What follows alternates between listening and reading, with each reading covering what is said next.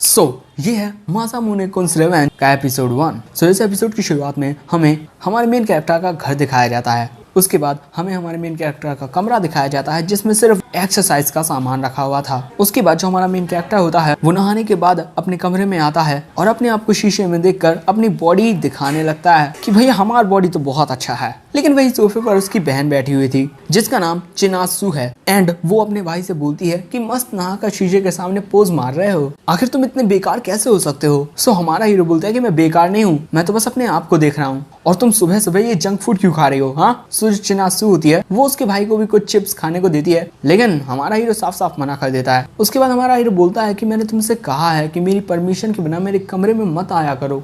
उसकी बहन बोलती है कि भले से ही मैं तुमसे बहुत टाइम तक दूर रही हूँ लेकिन मैं अभी भी तुम्हारी बहन हूँ। उसके बाद हमारा हीरो मासामुने अपनी फोटो को देखकर बोलता है कि मैं उन पुराने दिनों के जैसा तो बिल्कुल भी नहीं होऊंगा, बेकार और पावरलेस। तभी मासामुने की माँ वहाँ पर आती है। हाँ दोस्तों, ये उसकी माँ ही है जो बोलती है कि खाना तैयार है, जल्दी आ जाओ तुम दोनों। उसके बाद हम उनका ब्रेकफास्ट देखते हैं जिसमें बहुत ज्यादा मात्रा में हाई कैलोरी है। अब इतना ज्यादा कैलोरी वाला खाना देखकर ही मासामुने का संतुलन बिगड़ जाता है। एंड दूसरी तरफ जो उसकी माँ होती है वो उसकी तरफ बड़े ही प्यार से देख रही थी कि मैंने तुम्हारा फेवरेट फूड बनाया तुम्हारे लिए, ये तुम्हें बचपन में बहुत पसंद था। हमारा मासामुने मना कर देता है। उसके बाद जो उसकी माँ होती है वो चिनासु से बोलती है कि देखो ना, माकुन अपनी मम्मी के साथ कैसा बिहेव कर रहा है, इतने टाइम बाद तो हम सबको मौका मिला है एक साथ रहने का। उसके बाद मासामुने अपने स्कूल जाने के लिए निकल पड़ता है। उसके बाद एक स्टोर के बाहर हम मासामुने को देखते हैं जो सोच रहा होता है कि मैं इतनी ज्यादा हाई कैलोरी वाला खाना तो खा ही नहीं सकता। उसके बाद मासामुने अपने मोटो के बारे में बताता है जो है कि हर एक चीज इस पर डिपेंड करती है कि तुम हॉट हो या नहीं।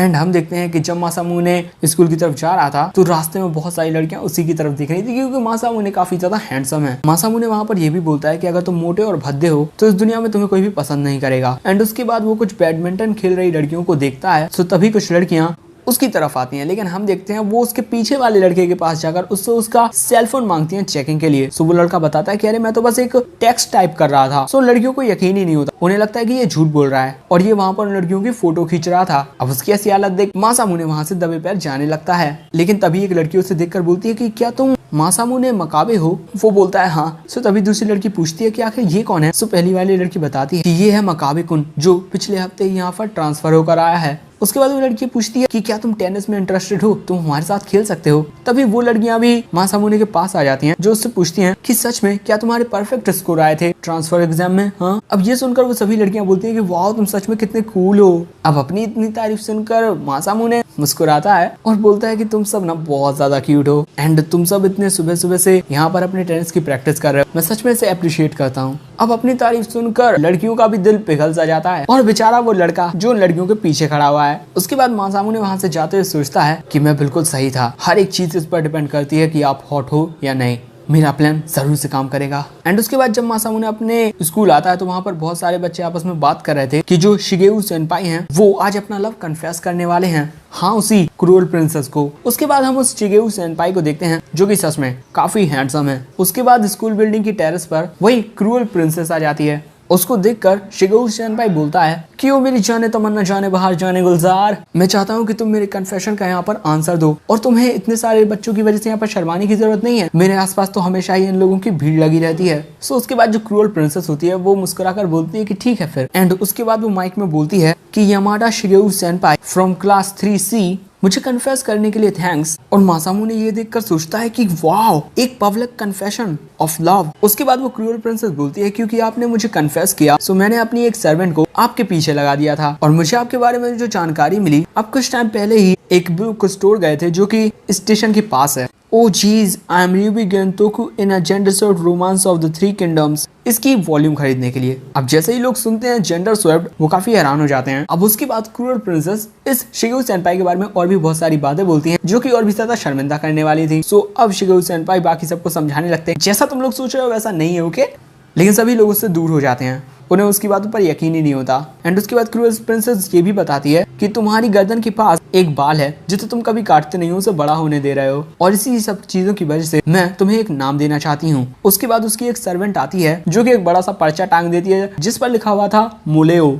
अब बेचारा शिगेउ सेनपाई। उसके बाद क्रूअल प्रिंसेस वहाँ से चली जाती है एंड ये सब देखकर मासामुने सोच रहा था कि ये है भैया क्रूअल प्रिंसेस, बिल्कुल निर्दयी। उसके बाद जब वो अपनी क्लास में जा रहा था वहाँ पर वो सोचता है कि भैया ये सब ना बहुत डरावना है, लेकिन वो वहाँ पर डिसाइड करता है कि मैं हार नहीं मान सकता, मैं अपनी जंग में जरूर जीतूंगा। लेकिन अगले ही पल में जो क्रूअल प्रिंसेस होती है ना वो उसके सामने से गुजरती है एंड वहाँ पर उन दोनों के बीच एक आई कांटेक्ट होता है। तभी हमें हमारे हीरो की एक मेमोरी दिखाई जाती है जहाँ पर वो एक लड़की को कन्फेस करने के लिए आया था, लेकिन उस लड़की ने उसे मोटा, भद्दा और बेकार बोलकर रिजेक्ट कर दिया था। गाइस ये लड़की वही क्रूअल प्रिंसेस है। तभी मासामुने अपनी आंखें खोलता है सपने से। वो इस टाइम पर अपने क्लास में है। तभी उसे कोई बुलाता है कि माकाबे तुम सो रहे हो? हाँ। सो हम देखते हैं दोस्तों ये होती है एक लड़की एंड उसको देखकर मासामुने बोलता है कि अच्छा क्लास रैप फुताबा। एंड मासामुने को इस तरीके से देखकर फुताबा बोलती है कि मैं ये देखकर काफी खुश हूँ कि तुम हमारी क्लास में खुद को एडजस्ट कर पा रहे हो। एंड उसकी बातें सुन के मासामुने सोचता है कि सच में जो हॉट गाय होते हैं ना वो क्लास में सोकर भी बच सकते हैं। तभी एक लड़का जो कि बिल्कुल लड़कियों की तरह दिख रहा है वो मकाबे को बुलाता है। उसे देखकर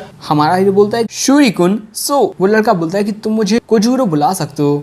एंड वो वहाँ पर कुछ स्नैक्स लेकर आया था और वो मासामुने को भी कुछ स्नैक्स देता है क्योंकि उसने अभी तक लंच नहीं किया है एंड इसके लिए मासामुने उसे थैंक्स बोलता है। एंड उस ब्रेड को देखकर मासामुने सोचता है कि इसमें ना पूरी एक मील की कैलोरीज हैं, मुझे घर जाने के बाद एक्स्ट्रा 100 पुशअप्स करने होंगे। एंड वहाँ पर जो कोजूरो होता है वो मासामुने से बोलता है कि तुम ना बहुत ज्यादा अमेजिंग हो मकाबे, तुम्हारे ग्रेड्स अच्छे हैं, तुम इतने अच्छे दिखते हो, लेकिन तुम्हें थोड़ा सा भी घमंड नहीं है। ये बात सुनकर मासामुने बोलता है अरे यार बस कर अब तू। एंड उस टाइम पर वो सोचता है एंड मैंने तुम्हारे बारे में सुना है कि तुम कुछ अलग ही लोगों में काफी पॉपुलर हो एंड वो तुम्हें कोजूरो क्यों बुलाते हैं। मासामुने ये सब सोच ही रहा था तभी कोजूरो बोलता है कि तुम्हारे जितना ही अमेजिंग ना एक और पर्सन भी है। सो मासामुने पूछता है कौन। अब इससे पहले कि कोजूरो उसे बताता तभी उसकी क्लास में एक लड़की आती है जो बोलती है तानाबे आकियो। अब उसे देखकर मासामुने काफी शॉक्ड हो जाता है क्योंकि दोस्तों ये वही क्रूअल प्रिंसेस है जो बहुत खतरनाक है। एंड तभी वो लड़की आंख मासामुने की डेस्क पर बैठकर उसकी टाई को पकड़ती है और उससे पूछती है कि मेरे सवाल का जवाब दो कि क्या तानाबे आकियो यहाँ पर है। उस लड़की के इतना करीब होने की वजह से मासामुने उसे कोई जवाब ही नहीं दे पा रहा था। तभी एक लड़का अपना हाथ ऊपर करता है और बोलता है कि वो मैं हूँ। एंड दोस्तों ये वही लड़का है जो हमें शुरुआत में देखने को मिला था एंड इसका नाम है तानाबे आकियो। अब जैसे ही वो लड़की उसको देखती है वो उठकर उसके पास जानती है एंड वो एक लेटर से पढ़कर बोलती है कि मैंने तुम्हें पीई क्लास में देखा और मैं तुम पर फिदा हो गया। इसका मतलब तुम्हें मुझे शॉर्ट्स में देखने में मजा आता है। हाँ। एंड उसके बाद वो लड़की उस लड़के से बोलती है कि अब मैं तुम्हें पुडिंग प्रिंस कहकर बुलाऊंगी एंड वो उसके लेटर को भी फाड़ देती है। अब यहाँ पर तो बेचारे उस लड़के की बहुत घनी बेइज्जती हो गई है एंड ये सब करने के बाद वो लड़की अपनी मेड योशिनो के साथ चली जाती है। अब उसकी ऐसी हरकत पर मासामुने बोलता है कि क्या ये लड़की पागल है। तो जो कोजूरो होता है वो उसे बताता है कि इसके हमेशा हमारे ईयर में बेस्ट ग्रेड्स आते हैं एंड ये काफी खूबसूरत भी है, लेकिन उसकी पर्सनैलिटी तुमसे बिल्कुल अलग है मकाबे कुन। और तभी फुताबा मासामुने को बताती है कि जो भी लड़का उसे कन्फेस करता है वो उनकी बहुत बेइज्जती करती है और उनके बहुत ही घटिया निकनेम भी निकालती है। इसी वजह से सभी उसे क्रूअल प्रिंसेस बुलाते हैं एंड उसका नाम है आदागाकी आकी-सैन एंड वो आदागाकी ग्रुप के हेड की बेटी है। एंड जैसे ही मासामुने ये सुनता है वो बहुत ज्यादा शॉक्ड हो जाता है और अगले ही पल में वो अपनी कुर्सी पे जोड़कर उस लड़की को जाते हुए देखने लगता है और सोचता है तो ये है आदागाकी आकी। उसके बाद एक और बार उन दोनों का एक दूसरे से आमना सामना होता है, मतलब आई कांटेक्ट। लेकिन उसके बाद वो लड़की वहां से जाने लगती है एंड उसे देखकर मासामुने सोचता है आखिर किसने सोचा था कि तुम मुझे इतनी जल्दी मिल जाओगी। उसके बाद यहाँ सीन बदलता है और अगले सीन में हम उसी आदागाकी को कुछ और लड़कियों के साथ खाना खाते हुए देखते हैं, बिल्कुल प्रिंसेस वाले अंदाज में। एंड बाकी लड़कियां ना आदागाकी को चॉकलेट सर्व कर रही थी एंड बाहर से जो मासामुने है वो उस पर नजर रख रहा था और वहाँ वो हमें बताता है कि कोजूरो ने मुझसे बिल्कुल सही कहा था, लेकिन इस लड़की की ना बहुत सारी दूसरी लड़कियां लैकीज हैं। एंड वहाँ पर जो आदागाकी होती है ना वो एक लड़की की रिबन को ठीक करने लगती है। उसके बाद जो मासामुने होता है वो बोलता है कि मुझे तो लग रहा था कि इससे तो लड़कियां भी डरती होंगी एंड वो इन सारी चीजों को एक डायरी पर नोट कर रहा था। एंड वहाँ जो कोजूरो होता है वो बोलता है कि कुछ लड़कियां ना इसे काफी पसंद करती है क्योंकि उन्हें लगता है कि ये बहुत ही ब्लंट है। एंड जो लड़की उसके साथ हमेशा रहती है ना उसका नाम है कोइवाई योशिनो। मासामुने उससे पूछता है कि क्या तुम्हें कुछ और पता है, जैसे उसका टाइप, उसकी पसंद नापसंद, उसकी टेंडेंसीज। सो वो बोलता है कि मुझे कुछ ज्यादा तो नहीं पता, लेकिन मैंने उसके बारे में बहुत सारी चीजें सुनी हैं और जो चीज मैं अक्सर सुनता हूँ वो ये है कि ये हमेशा अकेले खाना खाती है। एंड उसके बाद हम आदागाकी को देखते हैं जो वहाँ पर उन लड़कियों से गुड बाय कहकर जाने लगती है। एंड उसके बाद हम मासामुने को देखते हैं जो उस लड़की पर नजर रखने लगता है कि ये कर क्या रही है। एंड उस टाइम पर वो सोच रहा था कि ये ना हमेशा ऐसी सिचुएशन में रहती है, बिल्कुल हरेम टाइप सिचुएशन, सभी लड़कियां इसके आसपास, लेकिन ये खाना तो बिल्कुल अकेले में खाती है। उसके बाद वो बोलता है कि मैं देखूंगा कि आखिर ये करती क्या है। सो कोजूरो बोलता है कि नहीं, मैं तुम्हारा इसमें साथ नहीं दूंगा और ऐसा तुम भी मत कर, वो तुम्हारे साथ ना जाने क्या करेगी अगर उसे पता लग गया। हमारा मासामुने बोलता है मुझे घंटा फर्क नहीं पड़ता। उसके बाद मासामुने उस लड़की के पीछे चला जाता है और वही कोजूरो सोचता है कि आखिर ये कर क्या रहा है। उसके बाद मासामुने बहुत सारी जगहों पर जाता है एंड बहुत ज्यादा ढूंढने के बाद भी उसे वो लड़की कहीं नहीं मिलती। लेकिन अचानक ही उसके सामने से आदागाकी की मेड योशिनो गुजरती है। उसके बाद मासामुने उसका पीछा करने लगता है एंड जो योशिनो थी ना वो सबसे छुप छुप कर जा रही थी एंड ये मासामुने को काफी अजीब लग रहा था। उसके बाद योशिनो एक कमरे में चली जाती है एंड उसे देखकर मासामुने सोचता है कि आखिर ये वहाँ क्या कर रही है। एंड उस कमरे के अंदर हम देखते हैं जैसे योशिनो आती है, आदागाकी उससे पूछती है कि तुम्हें आने में इतनी देर क्यों हो गई, मैं कितनी देर से तुम्हारा इंतजार कर रही थी। सो योशिनो माफी मांगते हुए बोलती है कि मुझे बस 2 ही कटलेस सैंडविच मिले हैं एंड वहीं उन पर नजर मासामुने रख रहा था। एंड तभी वो देखता है कि उसके हाथ में एक मेटल केस है। अब वो सोच ही रहा होता है कि इसमें क्या हो सकता है, लेकिन तभी अचानक उसके सामने एक मकड़ी आ जाती है जिसकी वजह से वो जोर से नहीं बहुत जोर से चिल्लाता है एंड वो अचानक से ही उस कमरे के अंदर आ जाता है। अब बेचारा फंस गया। उसके बाद मासामुने उस लड़की से बोलता है कि हाय। उसके बाद मासामुने बोलता है कि मुझे माफ कर देना, मैं यहाँ पर गलती से आ गया, मैं तो बस यहीं घूम रहा था। उसकी बात सुन के आदागाकी उससे पूछती है कि तुम्हें लग रहा था कि मैं यहाँ पर नहीं होंगी है ना। वो बोलता है हाँ। एंड उस टाइम पर वो सोच रहा था कि आखिर किसने सोचा होगा कि द ग्रेट आदागाकी आकी जिम स्टोरेज में अकेले खाना खाती होगी। एंड देखो भैया, उसे ना हाई कैलोरीज वाला खाना पसंद है। उसके बाद आदागाकी बोलती है कि अब क्या तुम यहाँ से जा सकते हो। सो तभी मासामुने बोलता है कि मुझे पूरा यकीन है कि कुछ ना कुछ ऐसी एथलेटिक गर्ल्स होती होंगी जो इससे ज्यादा लंच करती होंगी। लेकिन तभी उसकी नजर जाती है कि उसने 3 या 4 डिब्बे पहले ही उड़ा दिए हैं। एंड मासामुने ये भी नोटिस करता है कि इतना खाने के बाद भी उसका पेट गुड़गुड़ कर रहा है भूख के मारे। अब तभी आदागाकी बोलती है मैं दूसरों की तरह ही खाना खाती हूँ, मुझे बार बार भूख लगती है एंड क्योंकि मुझे बार बार भूख लगती है जिससे मेरे पेट से आवाज आती है और मैं नहीं चाहती कि किसी के सामने मेरे पेट में से आवाज आए, इसीलिए मैं बार बार खाना खाती रहती हूँ। एंड भाई ये लड़की कितना सादा बोलती है यार, ये नर्वस है कि लेक्चर सुना रही है। अब इतना सुनने के बाद मासामुने बोलता है कि अरे मुझे याद आया, मुझे कहीं जाना है, टाटा।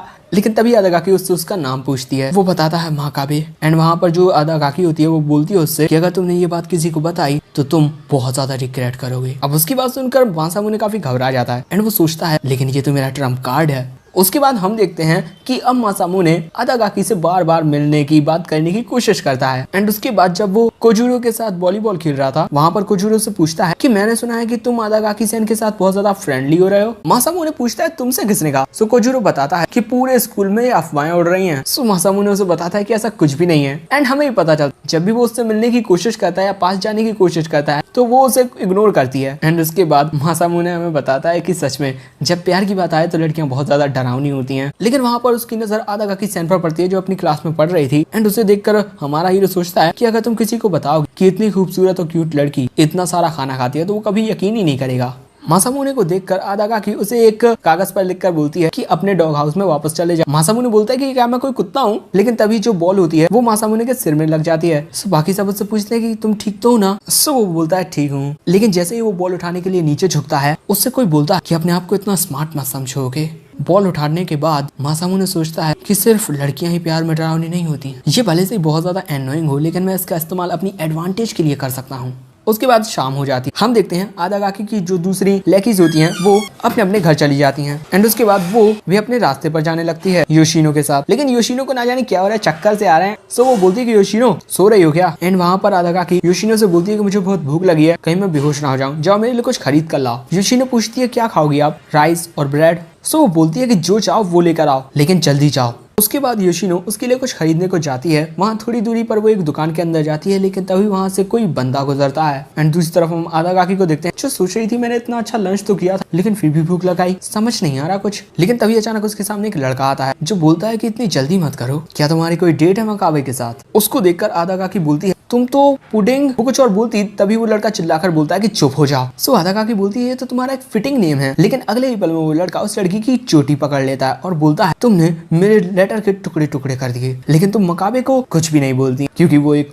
हॉट लड़का है ना। उसके बाद वो लड़का बोलता है कि तुम्हें क्या लगता है तुम कोई प्रिंसेस हो जो हर किसी को नीचा दिखाती फिरती हो। एंड वहाँ पर वो अपनी जेब से कैंची निकालता है। उसके बाद वो उसके बालों को काटने ही वाला था लेकिन तभी हम देखते हैं कि उसकी कैची को कोई पकड़ लेता है एंड उस बंदे के हाथ से खून भी निकलने लगता है। एंड ये होता है मासामुने, जो बोलता है कि मुझे लग ही रहा था कि ऐसा कुछ जरूर होगा क्योंकि तुम बहुत ही ज्यादा डरावनी हो आदागाकी। अब मासामुने को देख तानाबे आकियो वहां से भाग जाता है और वहां मासामुने आदागाकी से पूछता है कि तुम ठीक तो हो ना। सो वो बोलती है कि मुझे तुमसे पूछना चाहिए। मासामुने उससे बोलता है कि मैं ठीक हूँ, लेकिन अगली बार से अपना ख्याल रखना। लेकिन दोस्तों रियलिटी में तो उसे बहुत ज्यादा दर्द हो रहा था, बेचारे को चोट आ गई, उसका मन चिल्लाने को कर रहा था, लेकिन तभी वो अपने आप को संभालता और सोचता है मैं इसके सामने कोई भी गड़बड़ नहीं कर सकता। और इस वक्त मुझे सिर्फ आदागाकी का सीक्रेट ही नहीं पता बल्कि इसके साथ ही मैंने उसे बचाया भी है। एंड वहां पर मासामुने आदागाकी से बोलता है कि इस तरीके का चेहरा मत बना, लड़कियां मुस्कुराते हुए अच्छी लगती हैं। अब ये सुनकर आदागाकी शर्मा जाती है। एंड उसके बाद हमें मासामुने के कमरे में लगी वही फोटो दिखाई जाती है जिसमें वो एंड आदागाकी हैं दोनों साथ में, बचपन की फोटो जहां पर मासामुने कितना ज्यादा मोटा है। एंड उसके बाद हमें पास्ट का ही सीन दिखाया जाता है जहां पर कुछ लड़के मासामुने को तंग कर रहे हैं। मासामुने उनसे बोलता है कि मेरे जो डैडी है ना वो बहुत रिच हैं। मासामुने बताता है कि मैं बहुत ज्यादा मोटा था, बहुत डरपोक और सभी मुझे परेशान किया करते थे। एंड जिस घर के बाहर मासामुने को वो बच्चे परेशान कर रहे थे तभी उस घर में से एक लड़की निकलती है जो बोलती है कि आखिर तुम लोग मेरे घर के सामने क्या कर रहे हो। एंड ये होती है आदागाकी और मासामुने हमें बताता है कि उस टाइम पर मुझे आदागाकी किसी हीरो से कम नहीं लगी जब उसने मुझे बचाया,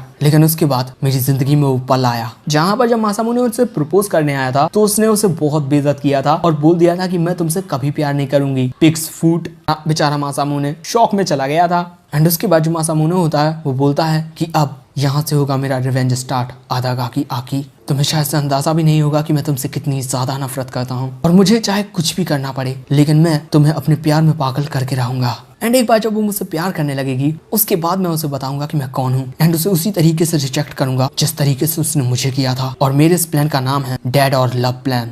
उसके बाद वहाँ पर खतरनाक तरीके से हंसने लगता है। उसकी हंसी सुनकर उसकी माँ बोलती है कि माँ कुन बहुत अच्छे मूड में है। उसके बाद अगले दिन जो मासामुने होता है वो अपने स्कूल जाता है, तभी उसके पास फुताबा आ जाती है एंड वो दोनों एक दूसरे को गुड मॉर्निंग विश करते हैं। उसके हाथ में जो पट्टी है उसको देखकर फुताबा पूछती है कि क्या हुआ। सो वो बोलता है कि यार कुछ नहीं, मुझसे थोड़ी गलती हो गई थी जिससे मेरा हाथ फिसल गया। सो फुताबा बोलती है कि क्या तुमसे भी गलतियां होती हैं, तुम ना बहुत ज्यादा अमेजिंग हो। मासामुने सोचता है वो तो मैं हूँ और तभी मासामुने को तनाबे आकियो दिख जाता है। मासामुने उसके पास जाकर बोलता है कि गुड मॉर्निंग तनाबे कुन और वहाँ पर तनाबे उससे कल के लिए माफी मांगता है। सो वो बोल देता है मासामुने कोई बात नहीं। फुताबा उससे पूछती है कि क्या हुआ। मासामुने बोलता है कि एक सीक्रेट है। उसके बाद जब मासामुने अपने ड्रॉर के पास पहुंचता है तभी कोजुरो आकर उसे गुड मॉर्निंग बोलता है। जैसे ही मासामुने अपना ड्रॉर खोलता है उसमें से एक लेटर गिरता है नीचे। लेटर को देखकर कोजुरो बोलता है कि ये एक लव लेटर है। वाह यार। मासामुने बोलता है कि मुझे नहीं लगता। उसके बाद जब वो उस लेटर को खोलकर देखता है तो उसमें एक पर्चा था जिस पर लिखा हुआ था पिक्स फूट, उसके बचपन का निकनेम जो उसे आदागाकी ने दिया था। अब हुई हमारे हीरो की हालत पतली कि भैया मेरे बारे में किसको पता चल गया।